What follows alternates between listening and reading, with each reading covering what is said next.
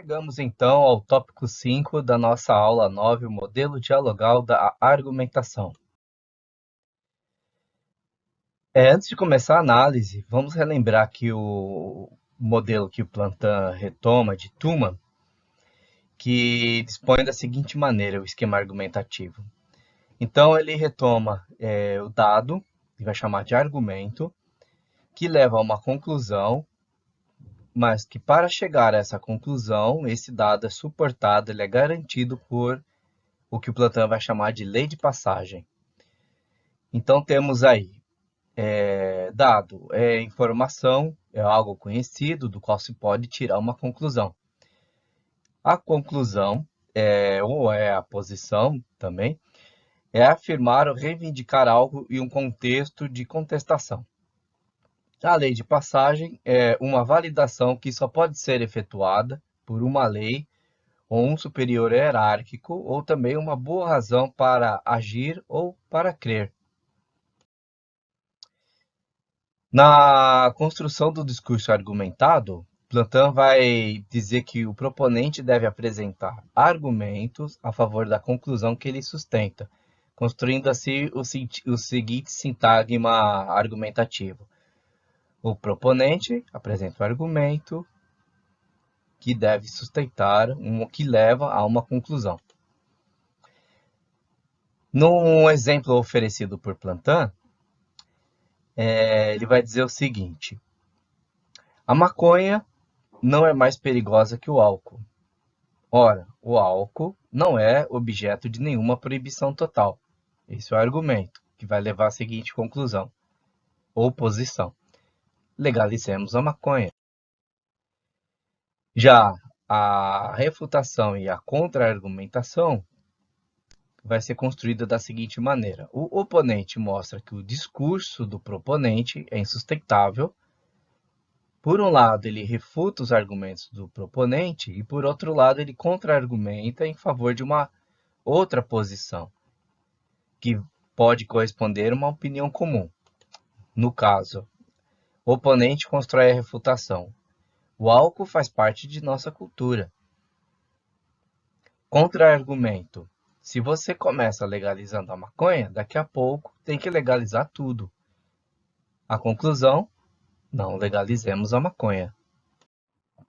Então, o que a gente vai fazer agora é diagramar esse exemplo oferecido pelo Plantin. No discurso do proponente, então, você vê aí o argumento. O álcool não é objeto de nenhuma proibição total. Ele é garantido pela lei de passagem, a maconha não é mais perigosa do que o álcool, e leva à conclusão, legalizemos a maconha. No discurso do oponente, o argumento, se começa legalizando a maconha, daqui a pouco tende a legalizar tudo. É garantido pela lei de passagem, o álcool faz parte de nossa cultura, ou seja, a maconha não faz, e leva à conclusão, não legalizemos a maconha. Então, nesse esquema aqui que a gente está diagramando, né, a partir do exemplo do Plantin, a gente pode ver que o discurso do oponente ele refuta o argumento do proponente, ele refuta a lei de passagem e ele vai refutar também a conclusão. Então, a gente diagramou esses exemplos que o Plantin ofereceu para mostrar para vocês o primeiro passo da análise dos discursos argumentados que a gente vai fazer aqui, agora nesse vídeo. A gente quer lembrar o seguinte, que a gente não pretende fazer uma análise completa, esgotar, né, as possibilidades de análise, porque a gente pode fazer muita coisa, né, com esse modelo. Então, o que a gente quer fazer aqui é oferecer um caminho, né, para um passo a passo para poder construir uma análise argumentativa. Vocês vão perceber aqui embaixo no rodapé, né, que vai aparecer a palavra prototípico ou prototipicamente, né? Porque a gente quer fazer análise de casos exemplares característicos da interação argumentativa dialogal. Então, o primeiro que a gente vai analisar vai ser um debate e a interação argumentativa monologal. Nós vamos analisar um discurso feito de palanque, né? Então, é um discurso feito por uma plateia, por um auditório, né? Não é um debate, uma interação face a face. Com a intenção aqui de oferecer para vocês modelos de análise, né, de casos exemplares. Aí é claro que é possível, né, ultrapassar esse paradigma, problematizar, né, o modelo, visando casos não prototípicos, mas não é a nossa intenção aqui por enquanto. A gente quer começar, desculpa a redundância, mas começar do começo. Então, passemos aqui aos casos em análise. Então, para contextualizar o debate que a gente vai analisar, em 4 de setembro de 2015, os deputados federais Gilberto Nascimento, do PSC de São Paulo, e Jean Willis, do PSOL do Rio de Janeiro, com mediação da jornalista Vânia Alves, debateram o tema da descriminalização do porte de drogas, no programa Brasil em Debate, que é produzido pela Rádio e TV Câmara. A emissora legislativa disponibilizou o debate em seu sítio eletrônico, seccionando em 2 arquivos de áudio no formato MP3, um com 12 minutos e 45 segundos e outro com 12 minutos e 30 segundos. Vocês podem ouvir o debate transmitido pela Rádio Câmara, está disponível aí nesse link. A gente também vai deixar o link no canal, porque aqui no vídeo não dá para clicar, né? E também vocês podem assistir o vídeo que circulou na TV Câmara, que está disponível também no link abaixo, que a gente também vai disponibilizar no canal. Como eu disse, o vídeo está dividido, o debate está dividido em 2 vídeos, né?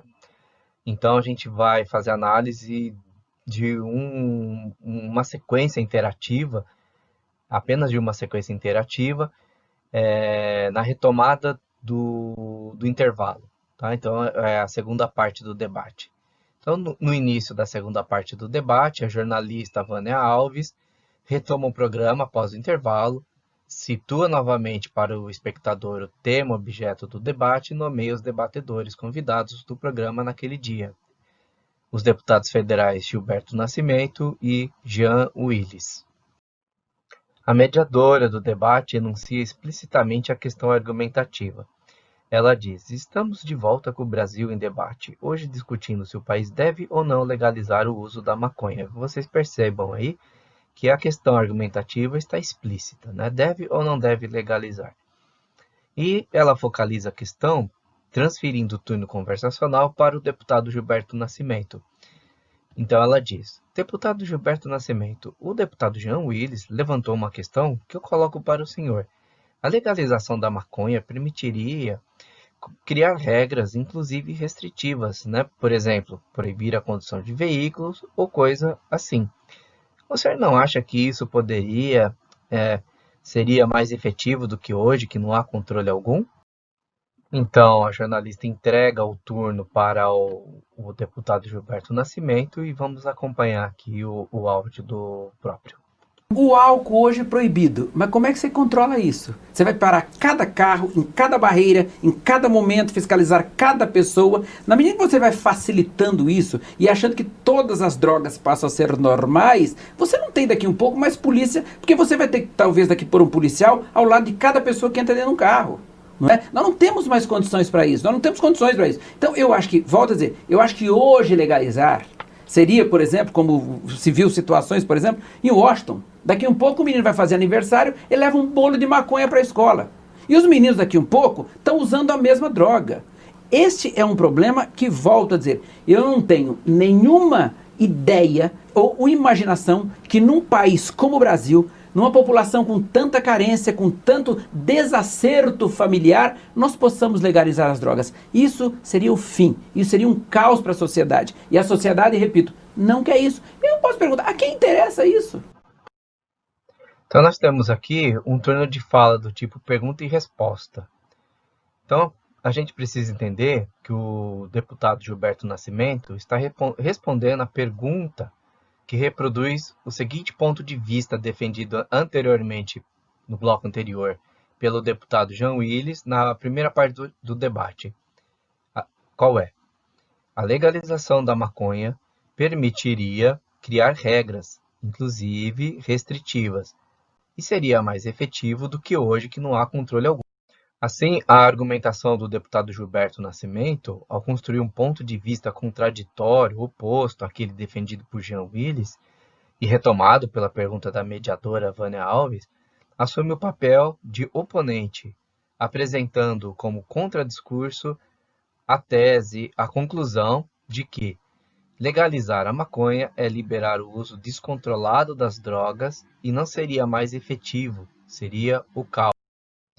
Então vamos diagramar aqui esse argumento apresentado pelo deputado Gilberto Nascimento. Retomando então, lembrando que a gente está trabalhando no modelo dialogal, então há o diálogo.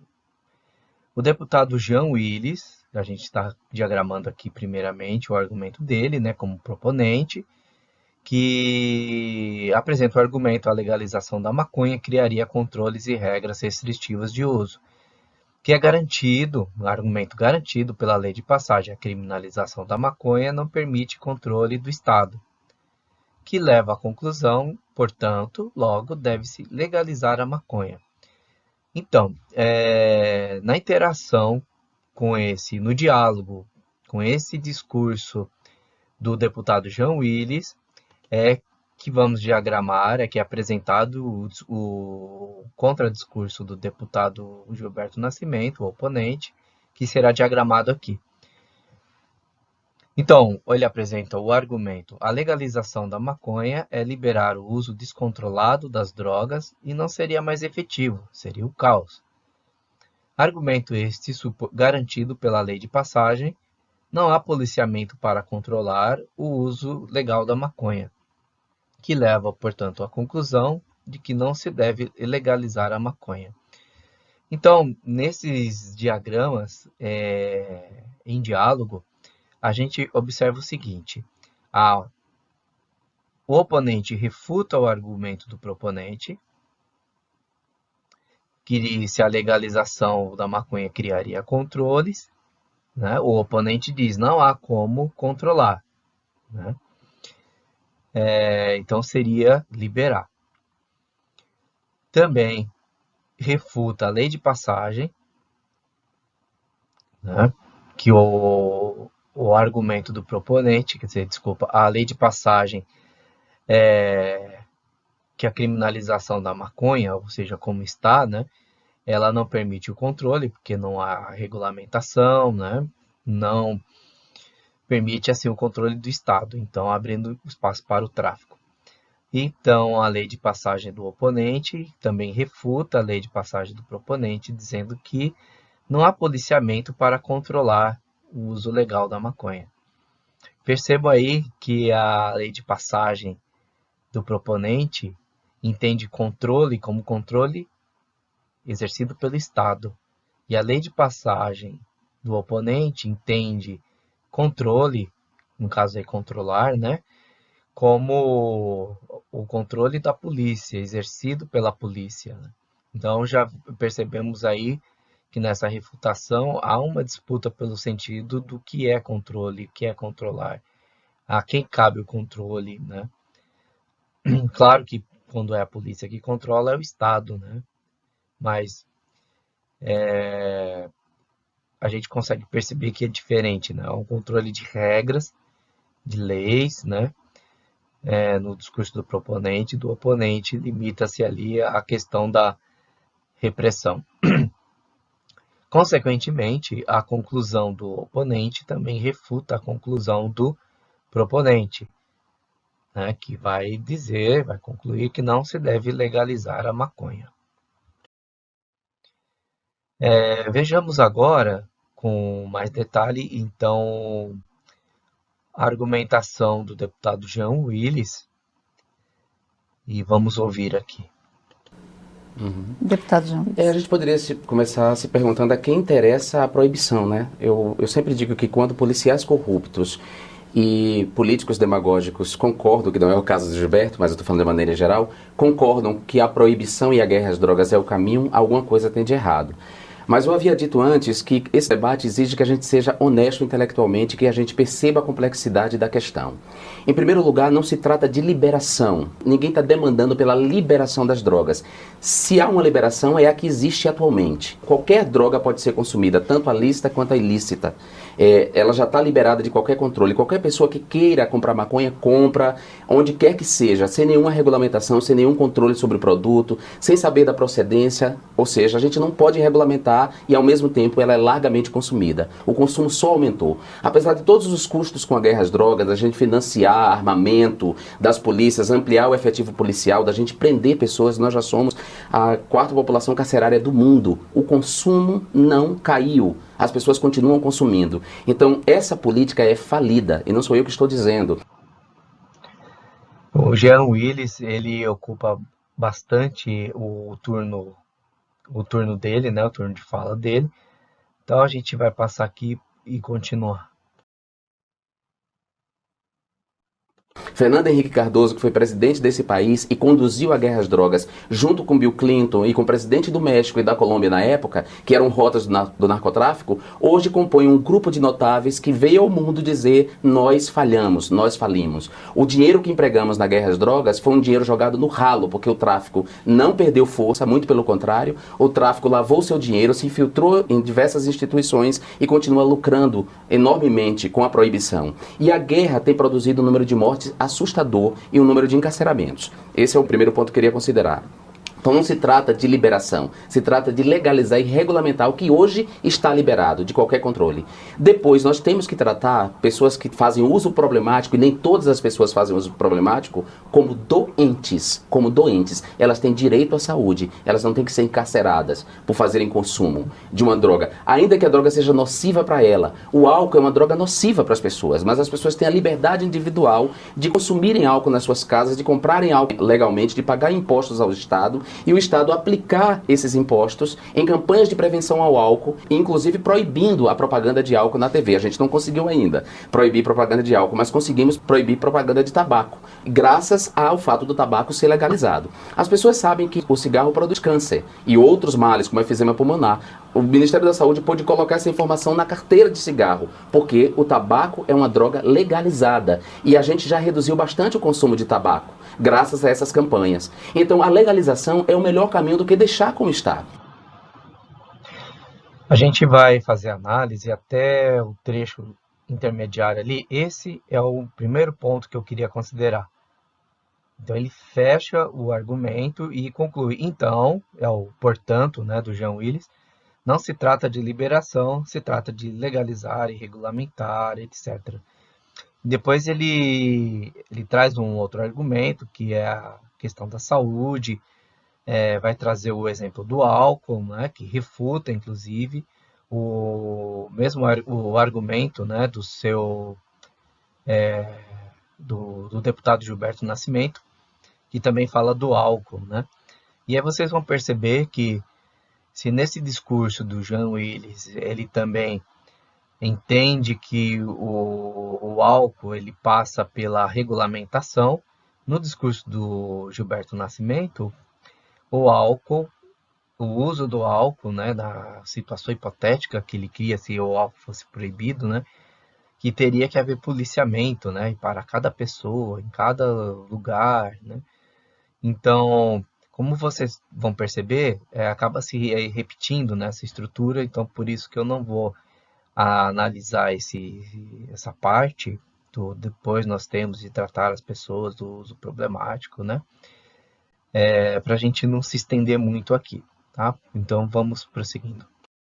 Então, desta vez, a mediadora apenas passa o turno de fala do deputado Gilberto Nascimento para o deputado Jean Willis, para que o mesmo apresente a sua réplica. A argumentação de Jean Willis sustenta seu discurso, seu ponto de vista, refutando, portanto, o contradiscurso de Gilberto Nascimento, a saber, legalizar a maconha é liberar o uso descontrolado das drogas e não seria mais efetivo, seria o caos. A argumentação de Jean Willis faz progredir o díptico argumentativo inicial, ao retomar o argumento de Gilberto Nascimento de que legalizar é liberar a maconha.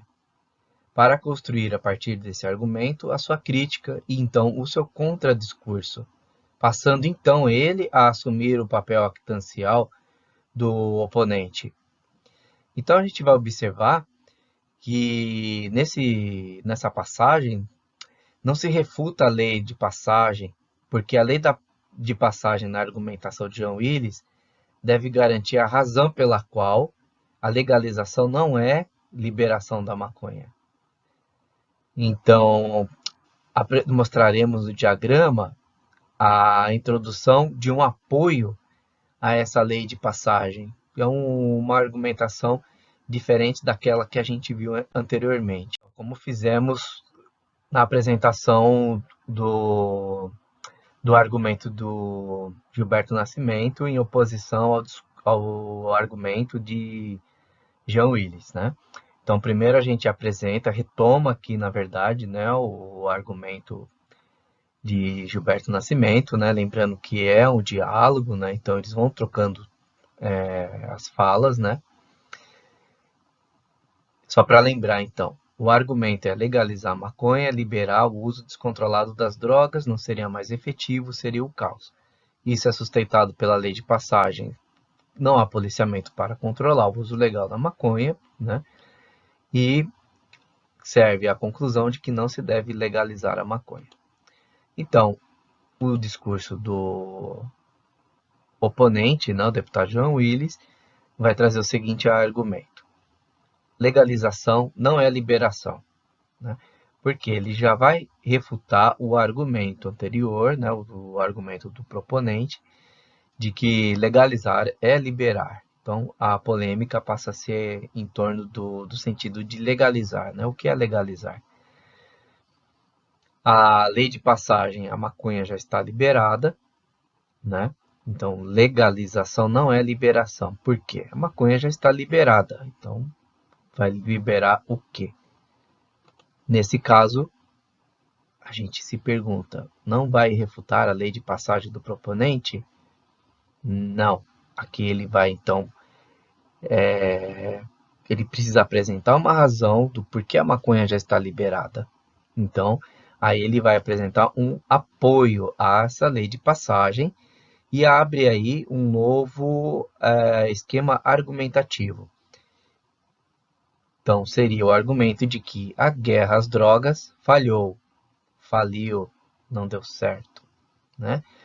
Que é sustentada por uma lei de passagem que vai dizer o seguinte: o consumo aumentou. As pessoas compram maconha onde querem, sem regulamentação. O presidente Fernando Henrique Cardoso, que aparece como uma citação de autoridade, né, assume o erro, o argumento do poder do... Desculpa. O aumento do poder do tráfico, o encarceramento e as mortes. Então, todos esses elementos fornecem a lei de passagem para sustentar o argumento de que a guerra às drogas falhou, e vai levar à conclusão de que deve-se acabar com a guerra às drogas.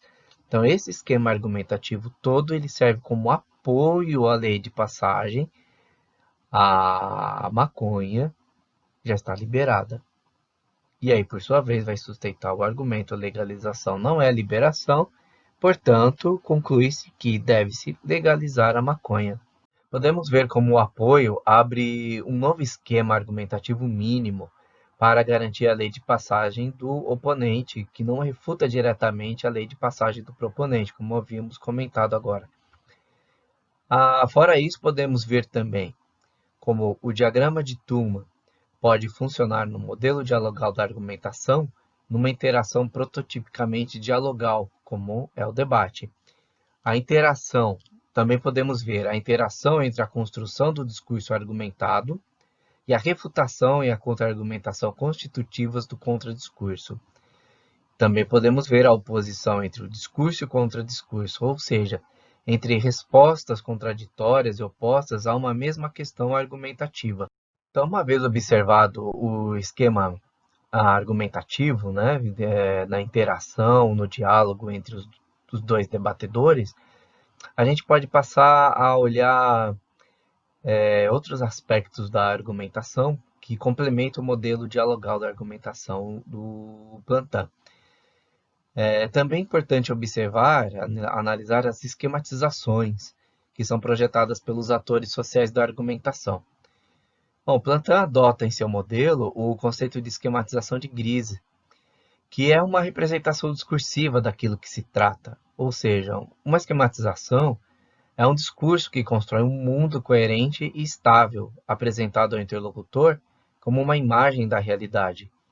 Assim, esquematizar é um ato semiótico, é dar a ver. Também podemos esquematizar essa ideia como um discurso de um sujeito A que dá a ver e a olhar a um sujeito B a representação que ele, o sujeito A, faz de um tema T de pensamento. Essa foi uma proposta de Grise, né? Então vamos olhar para a esquematização desses argumentos. Vamos nos perguntar primeiro, como a argumentação do deputado Gilberto Nascimento esquematiza o seu ponto de vista? Legalizar a maconha é liberar o uso descontrolado das drogas e não seria mais efetivo, seria o caos, cujo esquema argumentativo acabamos de diagramar. Mas como é que você controla isso? Você vai parar cada carro, em cada barreira, em cada momento, fiscalizar cada pessoa. E eu acho que hoje legalizar seria um exemplo, como se viu em Washington. Daqui um pouco o menino vai fazer aniversário e leva um bolo de maconha para a escola.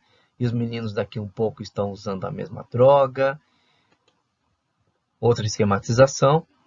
Num país como o Brasil, com uma população com tanta carência, com tanto desacerto familiar, nós possamos legalizar as drogas, como nós podemos legalizar as drogas.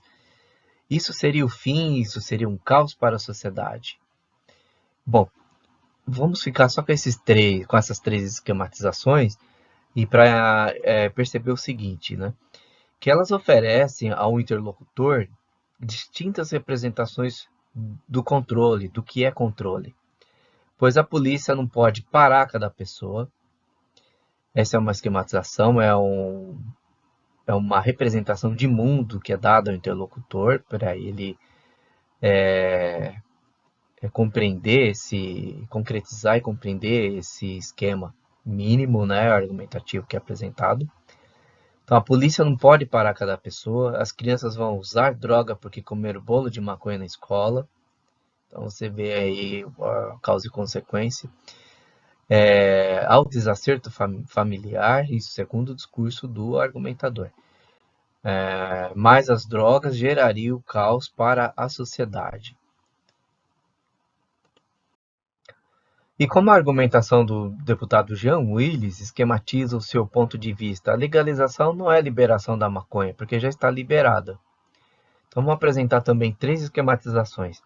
A primeira, qualquer pessoa que queira comprar maconha, compra onde quer que seja, sem nenhuma regulamentação, sem nenhum controle do produto, sem saber da procedência, e aí segue.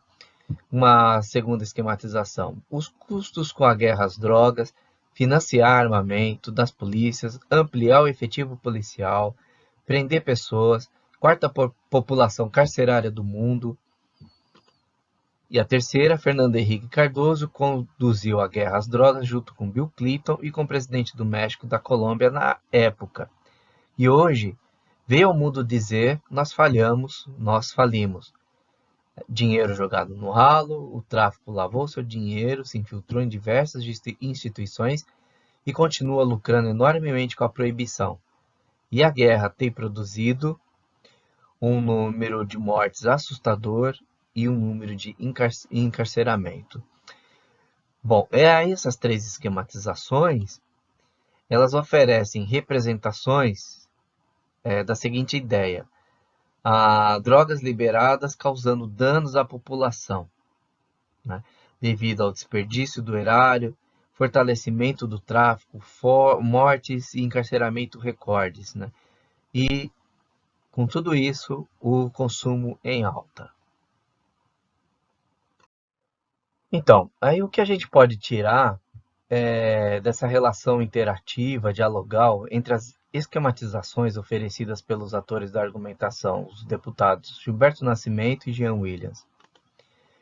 As esquematizações da argumentação de Gilberto Nascimento, a saber, policial para cada pessoa, crianças usando droga, desestruturação familiar, caos social, né? Essas esquematizações representam um discurso do descontrole, o qual tematiza o ponto de vista de que legalizar a maconha é liberar o uso descontrolado das drogas, e não seria mais efetivo, seria o caos. Nesse discurso, o controle está associado à capacidade de policiamento, ou seja, está ligado à ideia de controle como repressão dos corpos. Já as esquematizações na argumentação de Jean Willis, como desperdício do erário, fortalecimento do tráfico, mortes, encarceramento recordes e o consumo em alta, criam a representação do discurso do controle, tematizando o ponto de vista de que legalizar não é liberar a maconha, porque já está liberada, o Estado controla errado, controla mal. Mas nesse discurso, diferentemente do anterior, controle está associado à capacidade do Estado de implantar impostos sobre as drogas, realizar propaganda contra as drogas, oferecer tratamento a doentes, ou seja, está ligado à ideia do controle do Estado sobre o que é produzido e o que é consumido. Já nos dirigindo para a síntese da análise desse debate, então vamos recapitular aqui algumas ideias importantes. Para uma mesma questão argumentativa, o país deve ou não legalizar o uso da maconha? Duas respostas contraditórias, duas respostas opostas foram oferecidas. Não se deve legalizar a maconha no Brasil, porque o país não tem aparato policial para controlar o seu consumo, leia-se reprimir. A outra resposta é: deve-se legalizar a maconha no Brasil, porque o país, em vez de combater as drogas, deve controlar o seu consumo, leia-se regulamentar. Então nós vemos aqui dois pontos de vista diferentes, opostos, o discurso e o contradiscurso, duas perspectivas de uma mesma pergunta argumentativa. Não se deve legalizar a maconha, está baseada no argumentário da política de repressão policial para o combate às drogas, ao passo que deve-se legalizar a maconha está baseada no argumentário da política de controle governamental. Projeta-se o enunciado sem marcas polifônicas, valendo-se de argumentos de causa e consequência, enquanto o outro discurso projeta o enunciado com marcas polifônicas ao delegar voz a Fernando Henrique Cardoso como citação de autoridade. Autoridade porque é o presidente da Comissão Global de Política sobre Drogas. Vou mostrar aqui o documento no próximo slide. E interessante como há um ataque à pessoa, um ataque à face, né? Que é respondido também por Jean Willis, né? Quando o Gilberto Nascimento pergunta, eu posso perguntar a quem interessa isso, a liberação das drogas, e deixa no ar, né? Não conclui, né? Então fica uma situação constrangedora, que é respondida pelo Jean Willis, né, logo no começo do seu argumento, que poderíamos nos perguntar também a quem interessa a proibição, né? E da mesma forma joga, não está dizendo que é a quem interessa, né? Então essa questão fica no ar, né? Como se estivesse ferindo os grupos antagonistas, né, de um e de outro. Aí está o documento que eu falei, sob controle, caminhos para políticas de drogas que funcionam. Eu tenho que dizer que esse subtítulo não funciona bem, ele tem uma ambiguidade estrutural. Mas, enfim, foi publicado em setembro de 2014, né? O link está aí também. E como vocês podem ver na página aqui à direita, Fernando Henrique Cardoso, ex-presidente do Brasil, presidente então dessa comissão. Passemos agora a analisar brevemente aqui alguns argumentos, né? O argumento principal, central, né? De uma interação argumentativa prototipicamente monologal. Monologal porque é um discurso feito por um orador dirigido a um auditório. A análise da argumentação do discurso de Lula na abertura do 7º Congresso Nacional do PT, realizado em 23 de novembro de 2019.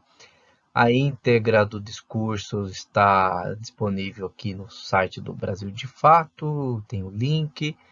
Vocês podem ver aqui, né, a página, tirei um print da página. Agora aqui a gente pode ver também o print da capa, também de parte da íntegra do discurso, né? Vamos passar aqui a audição dos trechos que eu selecionei para a gente fazer a análise. Mas logo depois da minha fala, quando eu voltei ao sindicato, onde eu passei todo momento de liberdade, com muita gente querendo que eu não fosse preso, dizendo que eu deveria ter muito cuidado para não polarizar o país e seria melhor calar certas verdades para não tumultuar o ambiente político, para não provocar uma ameaça à democracia. Ok, esse foi o primeiro trecho, vamos passar para o segundo. Na minha cabeça, toda vez que um dirigente político começa a se achar imprescindível ou insubstituível, começa a nascer dentro dele a ideia de um pequeno ditador e eu não posso aceitar. Não fomos nós que falamos em fechar o Congresso, muito menos os Supremos com um cara de soldado. Em nosso governo, as Forças Armadas foram respeitadas e os chefes militares respeitaram as instituições, cumprindo estritamente o papel que a Constituição lhe reserva. Nenhum general deu murro na mesa, nem bravejou contra líderes políticos durante todos os governos do PT. Agora escutemos o terceiro trecho. Não somos nós os responsáveis, ativos ou omissos pela eleição de um candidato que teoriza a democracia, que foi culpado de enfrentar o Haddad no debate de propostas, que montou uma indústria de mentiras com dinheiro sujo sobre a complacência da mesma justiça eleitoral, que descartando uma decisão da ONU, caçou o candidato que estava pronto para ganhar as eleições. São essas pessoas que agora nos dizem para não polarizar o país, como se polarização fosse sinônimo de extremismo político e ideológico, como se o Brasil já não estivesse a sério polarizado entre os poucos que têm tudo e os muitos que nada têm.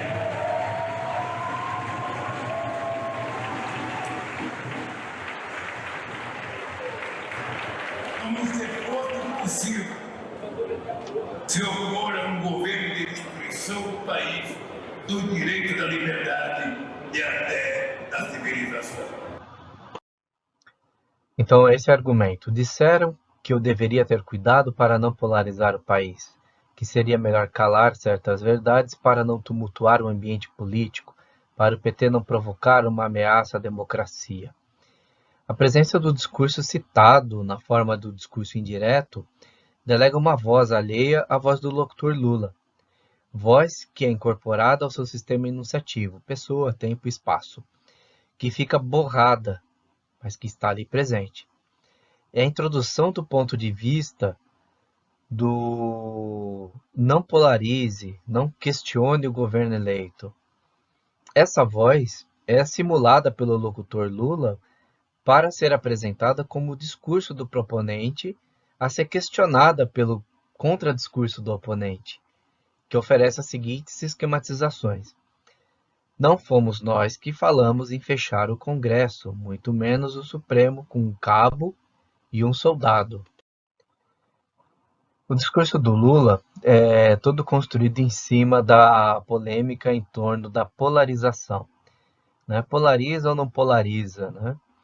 Então, aquele primeiro fragmento, aquele primeiro argumento que a gente analisou, ele está no começo do texto, né? Está no começo do discurso do Lula.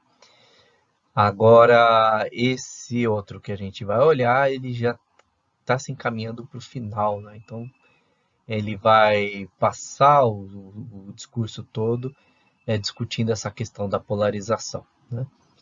Então, vamos retomar aqui. São essas pessoas que agora nos dizem para não polarizar o país. Eu recortei no escrito esse aqui e no áudio eu deixei antes para não perder a referência, né, de quem ele está falando, né? É como se polarização fosse sinônimo de extremismo político e ideológico, como se o Brasil não estivesse há séculos polarizado entre os poucos que têm tudo e os muitos que não têm nada. Como se fosse possível não se opor a um governo de destruição do país, dos direitos, da liberdade e até da civilização. Então a gente esquematiza aqui esse argumento e é interessante que a gente vai fazer uma esquematização no modelo dialogal, né? Então o discurso do proponente, simulado pelo locutor Lula, apresenta o argumento polarização é extremismo político e ideológico, que é sustentado pela lei de passagem, a garantia, e a lei do antiterrorismo. E vão concluir, né, o argumento e a lei de passagem, né, conclui que Lula não deve polarizar. E aí esse discurso está o discurso do proponente, esse proponente que é um proponente simulado, né, essa voz alheia que é simulada do interior do discurso monogerito de Lula, né, do locutor Lula. Esse discurso do proponente está baseado no argumentário da repressão, né, fechar o Congresso com um cabo e um soldado. Então, por outro lado, nós temos o diagrama do discurso do oponente, que é assumido então pelo locutor Lula, que apresenta o seguinte esquema. O argumento é a polarização é opor-se ao governo de destruição do país. Esse argumento é garantido pela lei de passagem, o país já está polarizado pela injustiça social. E esse é um argumento que vai levar à conclusão de que Lula deve polarizar, né? E esse discurso do oponente está baseado no argumentário da luta pela justiça social, dos direitos e etc.